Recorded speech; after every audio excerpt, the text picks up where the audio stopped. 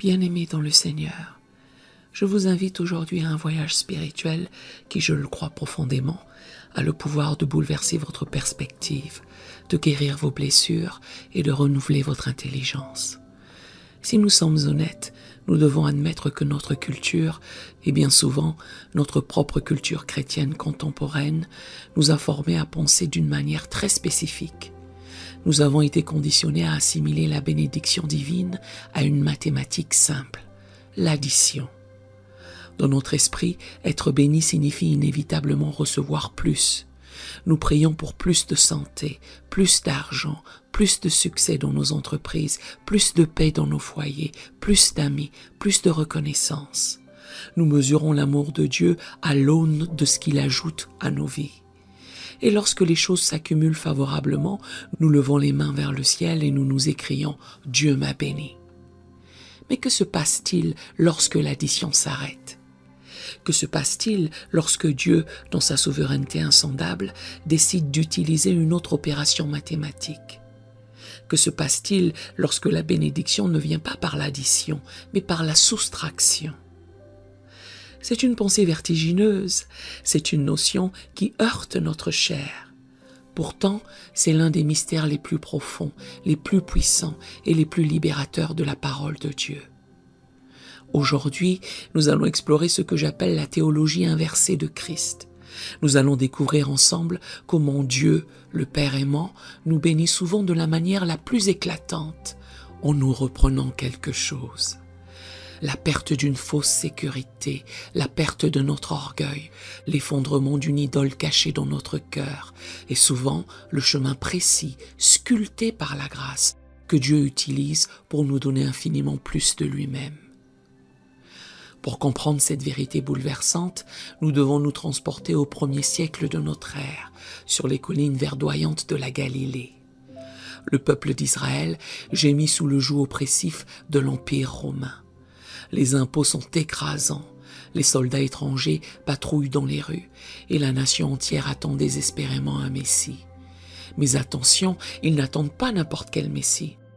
Ils attendent un roi militaire, un conquérant qui viendra avec une épée flamboyante, qui chassera les Romains, qui restaurera la gloire de Jérusalem et qui, surtout, apportera l'abondance matérielle et la domination politique. Ils attendent en somme le Messie de l'addition et de la multiplication.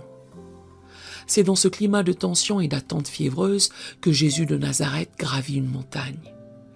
L'Évangile, selon Matthieu, au chapitre 5, nous décrit la scène.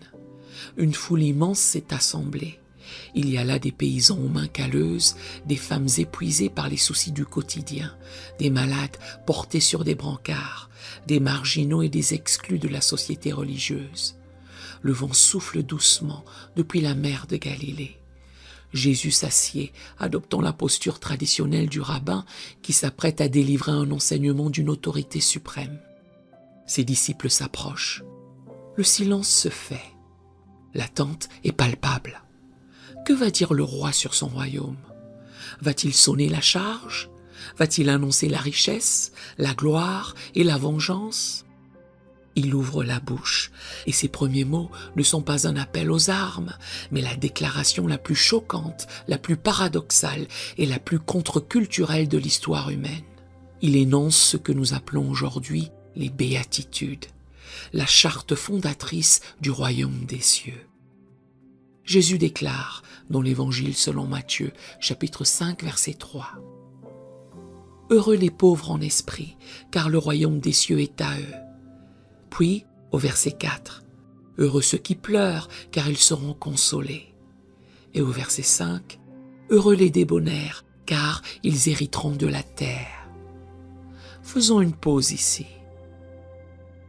Pouvez-vous imaginer la confusion dans l'auditoire ?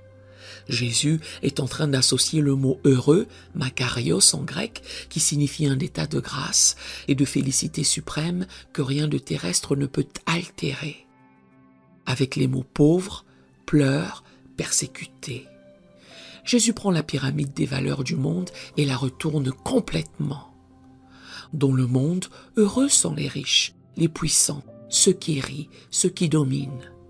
Dans le royaume de Dieu, la bénédiction se trouve dans le dépouillement. Examinons de plus près cette première déclaration. Heureux les pauvres en esprit. Le mot grec utilisé ici pour pauvre est ptochos ou ptokos. Il existe un autre mot grec pour désigner le travailleur pauvre qui vit de salaire en salaire, mais ce n'est pas celui que Jésus utilise. Ptokos désigne le mendiant absolu, celui qui est réduit à néant, celui qui se recroqueville dans un coin de la rue, n'ayant absolument aucune ressource propre et dépendant entièrement de la miséricorde d'autrui pour survivre. Jésus applique cette image frappante à notre état spirituel. Être pauvre en esprit, c'est arriver au bout de soi-même. C'est le moment précis où Dieu soustrait notre illusion d'autosuffisance. Toute notre vie, nous construisons des tours de fierté. Nous nous disons « Je suis une bonne personne, je prie, je donne ma dîme, j'aide mon prochain, j'ai de la moralité. » Nous accumulons ces mérites comme des trophées. Mais Dieu sait que tant que nous sommes remplis de nous-mêmes, nos cœurs n'ont plus d'espace pour être remplis de sa grâce. Comme l'a si bien dit un jour un grand homme de Dieu, Dieu ne peut rien verser dans un vase qui est déjà plein. Parfois, la plus grande bénédiction que Dieu puisse vous accorder est de permettre que vous perdiez confiance en vos propres capacités. Peut-être avez-vous traversé une saison où vous avez échoué lamentablement. Vous pensiez être fort face à une tentation et vous êtes tombé. Vous pensiez avoir la sagesse nécessaire pour diriger votre famille ou votre entreprise et tout s'est effondré. Dans ces moments de perte, de soustraction de votre orgueil, vous vous retrouvez les mains vides, les genoux à terre. C'est douloureux, l'ego saigne. Mais écoutez la voix du Maître. Heureux es-tu. Pourquoi ? Parce que c'est seulement lorsque tu te tiens devant Dieu comme un mendiant spirituel, sans aucun mérite à présenter, que le royaume des cieux t'est donné dans sa totalité. La perte de l'orgueil est la porte d'entrée de la grâce imméritée. Dieu t'a repris ton arrogance pour te donner sa justice. Quelle magnifique bénédiction par la soustraction. Jésus continue et frappe encore plus fort. Heureux ceux qui pleurent.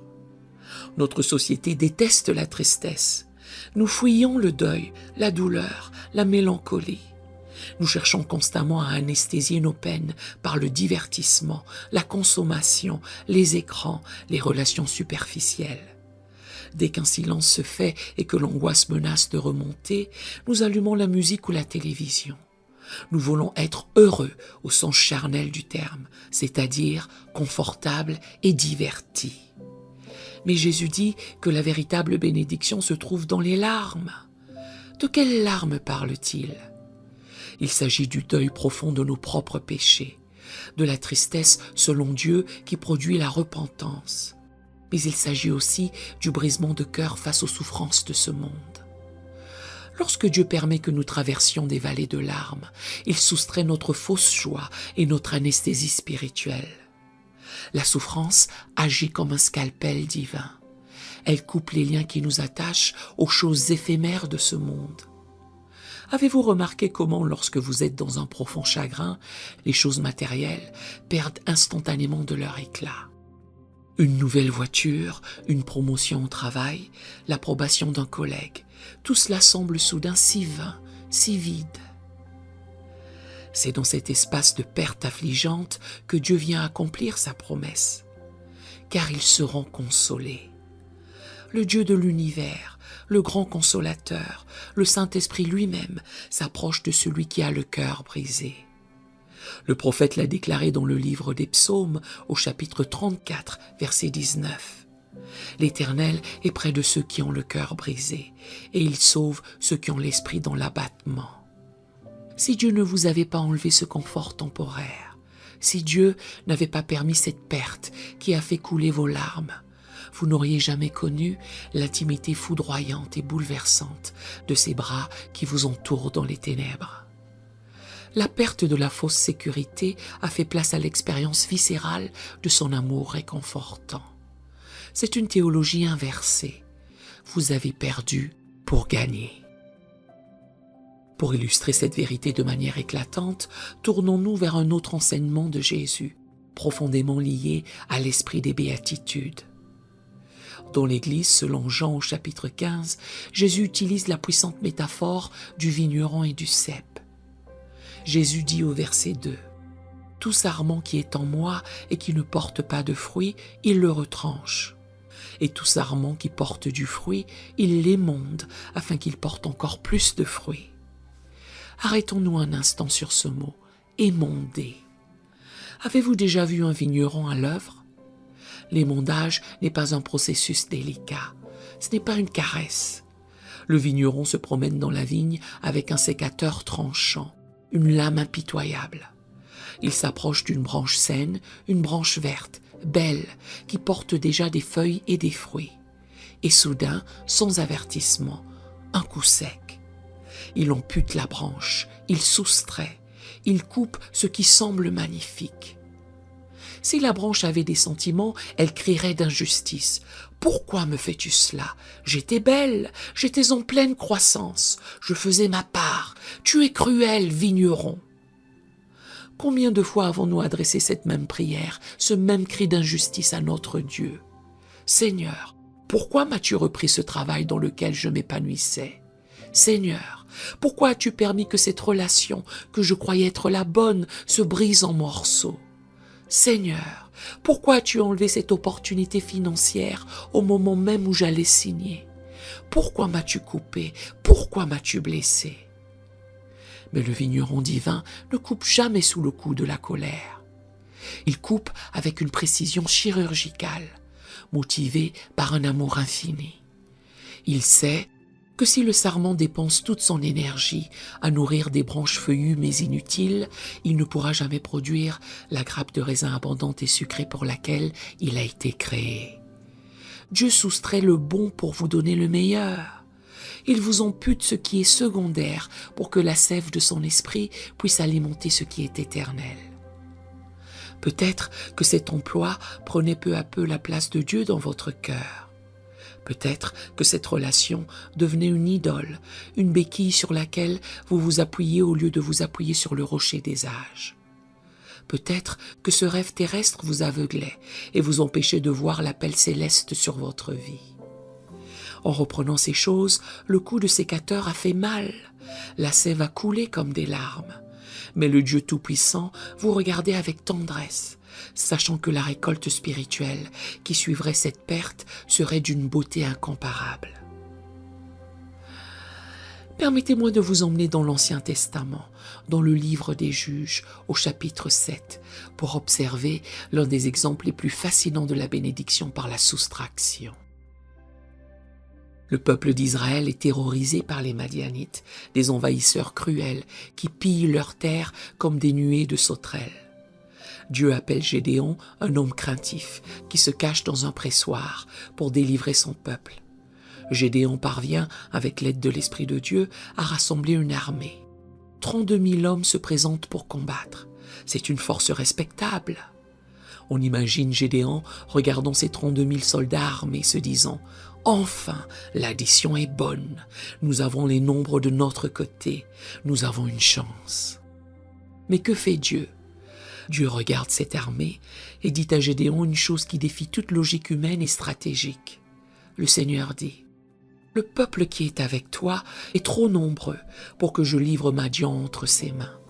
Il pourrait en tirer gloire contre moi et dire « C'est ma main qui m'a délivré. » Livre des Juges, chapitre 7, verset 2. Entendez-vous cela? Dieu dit « Tu en as trop, il faut soustraire. » Il demande à Gédéon de renvoyer tous ceux qui ont peur. 22 000 hommes tournent les talons et rentrent chez eux. Gédéon se retrouve avec 10 000 hommes. Son armée vient d'être amputée de 2/3. L'angoisse a dû l'étreindre. Mais le Seigneur n'en a pas fini avec sa théologie de la soustraction. L'Éternel dit à Gédéon « Le peuple est encore trop nombreux. » Dieu ordonne alors de les faire descendre vers l'eau pour boire et établit un critère de sélection surprenant. Au final, Gédéon se retrouve avec un petit reste ridicule. Combien d'hommes? 300. 300 hommes contre une armée ennemie innombrable, décrite comme le sable qui est sur le bord de la mer. Dieu a soustrait la sécurité militaire. Dieu a soustrait la force du nombre. Dieu a soustrait toute possibilité pour Gédéon de se vanter de son génie tactique. Gédéon est mis à nu, dépouillé, appauvri en ressources. Pourquoi Dieu a-t-il fait ça? Parce que dans la perte de ses ressources terrestres, Gédéon a été forcé de s'appuyer entièrement, désespérément et uniquement sur la puissance de Jéhovah. Et nous connaissons la fin de l'histoire. Avec des cruches brisées, des torches et des trompettes, ces 300 hommes ont mis en déroute la totalité du camp madianite. La victoire fut éclatante. La leçon est incontournable, mes frères et sœurs. La soustraction humaine prépare le terrain pour la multiplication divine. Tant que vous avez 32 000 raisons de vous confier en vous-même, vous ne verrez pas la gloire de Dieu. C'est lorsque Dieu vous réduit à vos 300, lorsque vos ressources semblent épuisées, que le Dieu de l'impossible entre en scène pour vous accorder une victoire qui ne laissera aucun doute sur celui qui en est l'auteur. Votre perte actuelle est la reine de votre futur miracle. Mais que se passe-t-il lorsque nous refusons la soustraction de Dieu? Que se passe-t-il lorsque nous nous accrochons désespérément à nos idoles, refusant de laisser le Seigneur les reprendre? Dans l'Évangile selon Marc au chapitre 10, un jeune homme court vers Jésus, se jette à genoux devant lui et lui demande avec ferveur « Bon maître, que dois-je faire pour hériter la vie éternelle ?» Verset 17. Ce jeune homme a tout pour lui. Il a la jeunesse, il a la richesse, il a l'influence politique, c'est un chef, et il a une moralité impeccable, puisqu'il affirme avoir observé les commandements depuis sa jeunesse. Il vient à Jésus dans une mentalité d'addition. Il a déjà la richesse matérielle, il a déjà le prestige social, il a déjà la justification par la loi, et maintenant il veut ajouter la cerise sur le gâteau, la vie éternelle. Il dit essentiellement « Jésus, que puis-je ajouter à mon portfolio pour m'assurer le ciel ?» L'Écriture nous offre alors un détail d'une beauté bouleversante. Le texte dit « Jésus l'ayant regardé, l'aima ». Jésus ne le méprise pas. Jésus est rempli de compassion pour lui. Et parce qu'il l'aime d'un amour véritable, Jésus ne lui propose pas un petit ajustement religieux. Il lui propose la délivrance radicale de la théologie inversée. Jésus lui dit au verset 21, « Il te manque une chose, va, vends tout ce que tu as, donne-le aux pauvres, et tu auras un trésor dans le ciel. Puis, viens et suis-moi. » Jésus met le doigt sur l'idole suprême du cœur de ce jeune homme. Son argent, sa sécurité financière, son identité bâtie sur ses possessions. Jésus lui offre la plus grande bénédiction possible. « Suis-moi, deviens mon intime, marche avec le Fils de Dieu. » Mais pour obtenir cette bénédiction infinie, il doit accepter une perte monumentale. Il doit laisser le sécateur divin amputer sa fausse sécurité. La suite de l'histoire nous arrache des larmes. Le verset 22 déclare « Mais, affligé de cette parole, cet homme s'en alla tout triste, car il avait de grands biens. » Quelle tragédie monumentale! Il est venu chercher la vie et il repart dans la mort spirituelle. Il a préféré garder ses biens matériels éphémères plutôt que d'embrasser la douleur temporaire de la perte pour gagner le Créateur de l'univers. Il a refusé de pleurer sur son idole. Il a refusé d'être pauvre en esprit. Il a raté les béatitudes. Ne soyons pas trop prompts à le juger. Combien de fois nous tenons-nous devant Dieu avec les poings fermés, serrant farouchement notre petite sécurité humaine? Nous serrons nos comptes en banque, nous serrons nos relations toxiques, nous serrons nos carrières, nos réputations, nos petits royaumes. Et Jésus se tient là, les mains ouvertes, disant « Lâche cela, laisse-moi te le prendre. Si tu gardes les poings fermés sur ton idole, tes mains ne seront jamais libres pour saisir ma grâce. Béni sois-tu si tu acceptes la perte, car je me donnerai moi-même en retour. » La chose la plus terrifiante dans la vie spirituelle n'est pas que Dieu vous reprenne quelque chose. La chose la plus terrifiante, c'est que Dieu vous abandonne à vous-même et vous laisse garder vos idoles mortelles. C'est une grâce sévère, une miséricorde douloureuse lorsque Dieu brise nos idoles par la perte. Comment dès lors appliquer cette vérité vertigineuse dans notre quotidien? Comment vivre cette théologie inversée lundi matin face à la dure réalité de la vie? Peut-être qu'en écoutant ce message, vous êtes en train de vivre une perte cruelle. La maladie vous a pris la santé que vous teniez pour acquise. Un licenciement a brisé votre sécurité financière et vos plans de carrière. Le départ d'un être cher vous a plongé dans une solitude que vous croyiez insupportable. Un conflit a détruit une amitié précieuse. Satan, l'ennemi de vos âmes, le menteur depuis le commencement, est à l'œuvre dans vos pensées en ce moment même. Il chuchote à votre oreille. « Regarde, Dieu t'a abandonné. S'il t'aimait vraiment, tu ne souffrirais pas ainsi. S'il était bon, il t'aurait donné plus, pas moins. Tu as été floué, ta foi est vaine. » Je vous supplie au nom de Jésus-Christ de rejeter ces mensonges empoisonnés. Rejetez la théologie de façade qui vous vend un Dieu qui serait un distributeur automatique de bonheur terrestre. Ouvrez les yeux de votre cœur pour contempler la réalité du royaume inversé. Ce que vous interprétez comme une punition est peut-être la plus profonde préparation de votre vie. Dieu est en train de faire de la place en vous. Vous étiez encombré, saturé de vous-même et du monde. Par cette perte, il évite votre âme pour en faire un sanctuaire vaste et réceptif. C.S. Lewis, le grand apologète chrétien, qui a lui-même connu la perte dévastatrice de son épouse, a formulé cette pensée poignante. Dieu murmure dans nos plaisirs, il parle à notre conscience, mais il crie dans nos douleurs. C'est son mégaphone pour réveiller un monde sourd. Si vous pleurez aujourd'hui, Jésus se tient à vos côtés et déclare avec la tendresse du bon berger « Heureux es-tu ! Je suis en train de te détacher de ce qui périt pour t'enraciner dans ce qui demeure éternellement. Ne fixe pas tes yeux sur ce que tu as perdu, mais regarde à ce que je suis en train de te donner. Une foi authentique, purifiée par le feu. Une dépendance totale à ma grâce, une profondeur de compassion pour les autres affligés que tu n'aurais jamais pu développer autrement. Ne gaspillez pas vos saisons de perte. Ne luttez pas contre le sécateur du vigneron par la rébellion et l'amertume. Accueillez le brisement. Dites à Dieu, « Seigneur, je ne comprends pas cette douleur, je ne l'ai pas choisie, elle me déchire. Mais puisque tu as permis que je sois dépouillé de cette sécurité, remplis l'espace vide de ta propre présence. Que la perte de ce bien matériel me fasse gagner le trésor céleste. Que la perte de cette relation terrestre me pousse dans l'intimité de mon Créateur. Que la soustraction de mon confort ajoute à mon âme le poids éternel de ta gloire. »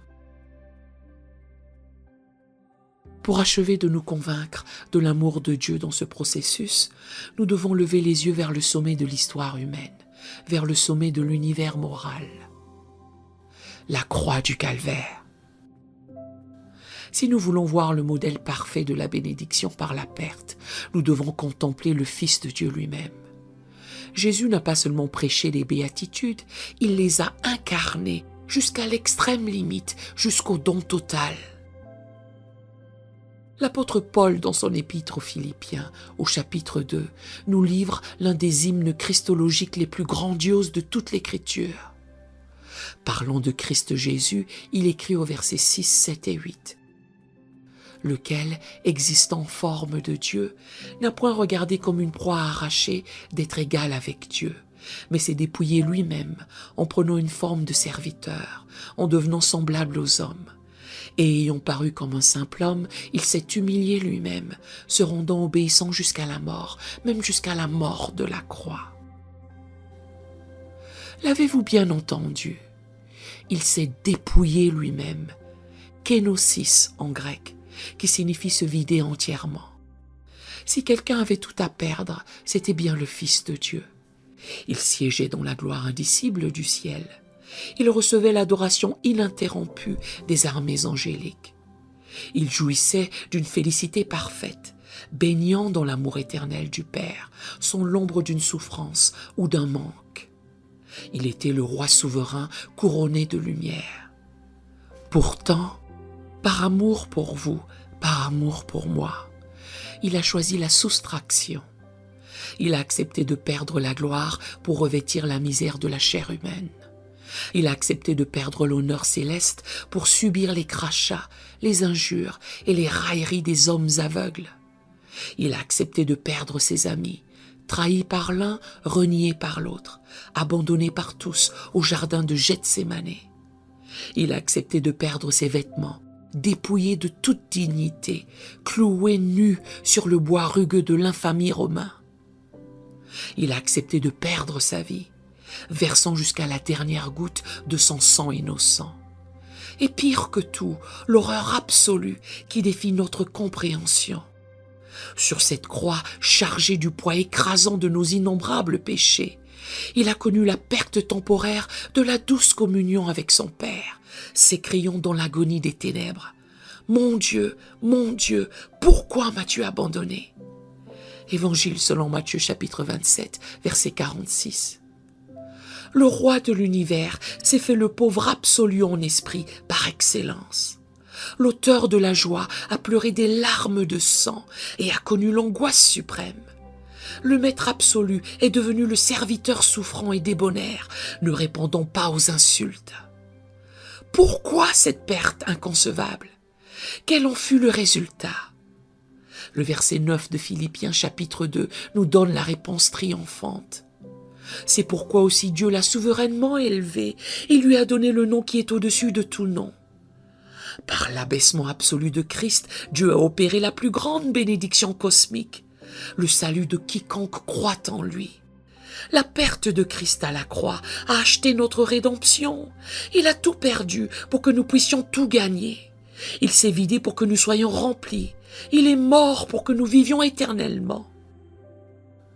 Si le Père céleste a orchestré la tragédie effroyable du calvaire pour en faire éclore la victoire glorieuse de la résurrection du matin de Pâques, ne pensez-vous pas, chers frères et sœurs, que ce même Dieu est capable de prendre les pertes que vous subissez aujourd'hui pour les transformer en résurrection spirituelle?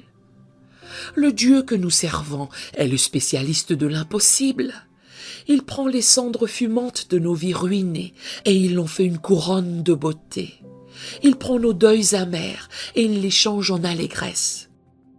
Mais le chemin vers la résurrection passe toujours, inévitablement, irrémédiablement, par la mort à nous-mêmes, par la perte, par le dépouillement à la croix. Ne craignez donc plus la main qui vous émonde. Ne reculez plus devant la théologie inversée de votre maître. Les mathématiques du royaume des cieux sont infaillibles. Lorsque Dieu vous ôte ce qui est périssable, il s'engage lui-même à vous donner l'impérissable. Heureux les pauvres en esprit, heureux ceux qui pleurent. Puissiez-vous embrasser cette réalité merveilleuse et découvrir qu'au fond de la vallée du dépouillement se trouve la perle de grand prix, le trésor inestimable de la face radieuse de Jésus-Christ, notre Seigneur. Inclinons nos têtes et unissons nos cœurs dans la prière. Père céleste, Dieu tout-puissant, Dieu de toute grâce et de toute miséricorde, nous nous approchons de ton trône aujourd'hui, avec des cœurs humbles et tremblants. Seigneur, ta parole est une épée à double tranchant. Elle vient de transpercer nos illusions et de renverser la sagesse faussée de ce monde, à laquelle nous nous sommes si souvent attachés. Pardonne-nous, ô Dieu. Pardonne-nous d'avoir transformé l'Évangile en un moyen d'enrichissement personnel. Pardonne-nous d'avoir adoré les dons que tu nous fais plutôt que toi, le grand donateur. Pardonne-nous nos plaintes amères, nos murmures et nos cris d'injustice. Lorsque ta main aimante a utilisé le sécateur pour émonder nos vies. Nous confions avoir souvent préféré nos idoles familières et confortables à l'exigence sanctifiante de ta pureté. Aujourd'hui, nous te prions pour tous ceux au milieu de nous qui traversent la douloureuse vallée de la perte. Je lève vers toi ce frère qui a perdu son emploi et sa sécurité. Je te présente cette sœur dont le cœur est brisé par la perte d'une relation précieuse. Je te confie ceux dont la santé décline et qui voient leur force physique soustraite jour après jour. Seigneur, dans les ténèbres épaisses de leur chagrin, sois le consolateur infaillible que tu as promis d'être. Enveloppe-les de ta présence tangible. Fais-leur entendre ce murmure divin. Heureux es-tu, car le royaume des cieux est à toi. Aide-nous à lâcher prise. Donne-nous le courage inouï d'ouvrir nos poings fermés pour te rendre nos rêves brisés, nos sécurités matérielles, notre réputation et notre autosuffisance. Seigneur, fais de nous des mendiants spirituels, totalement pauvres en nous-mêmes, mais infiniment riches en Jésus-Christ. Que la perte de notre orgueil laisse éclater la gloire de ta grâce. Nous te remercions pour Jésus, notre merveilleux Sauveur, qui n'a pas retenu sa propre vie, mais qui s'est dépouillé de tout pour venir nous secourir. Que son sacrifice sur la croix soit ancré dans nos esprits comme le témoignage éternel que la plus grande perte a produit la plus grande des victoires. Remplis nos cœurs vides de ton Saint-Esprit. Que notre perte soit la porte d'entrée d'une intimité avec toi, telle que nous n'en avons jamais connue. Accorde-nous la grâce de dire, comme l'a déclaré Job dans son épreuve: L'Éternel a donné et l'Éternel a ôté, que le nom de l'Éternel soit béni. Job chapitre 1 verset 21. C'est dans le nom puissant, suprême et glorieux de Jésus-Christ, notre Seigneur et notre Sauveur crucifié et ressuscité, que nous t'adressons cette prière avec foi et abondant, et que tout le peuple de Dieu dise Amen. Nous aimerions vous donner l'opportunité de faire de Jésus le Seigneur de votre vie. Voulez-vous bien prier avec moi? Dites: Seigneur Jésus, je me repens de mes péchés. Viens dans mon cœur. Je fais de toi mon Seigneur et Sauveur. Et merci Seigneur pour le baptême du Saint-Esprit en moi. Dans le nom de Jésus. Par cette simple prière, nous croyons que le Saint-Esprit vous conduit sur le chemin de la nouvelle naissance. Allez dans une bonne église dont le fondement est la parole de Dieu, passez par les eaux du baptême et donnez à Dieu la première place. Nous espérons de tout cœur que ce message vous encouragera. Si vous connaissez quelqu'un qui puisse être encouragé, s'il vous plaît, envoyez-le lui pour nous aider à atteindre plus de gens et à propager l'Évangile. Édifions le corps de Christ ensemble. Appuyez sur la cloche des notifications et merci infiniment de nous soutenir en vous abonnant à notre chaîne. N'hésitez pas à laisser vos requêtes de prière dans la section des commentaires. Sachez que même si vous ne voyez pas de réponse à votre requête, que ce soit sur YouTube, email, Facebook ou sur Messenger, nous avons prié pour vous. Nous invitons humblement le corps de Christ à soutenir chaque requête en écrivant une prière dans la section commentaires. Tenez-vous ferme dans la foi avec nous pendant que nous prions. Que la grâce et la paix du Seigneur Jésus-Christ soient avec vous tous et qu'il vous bénisse merveilleusement.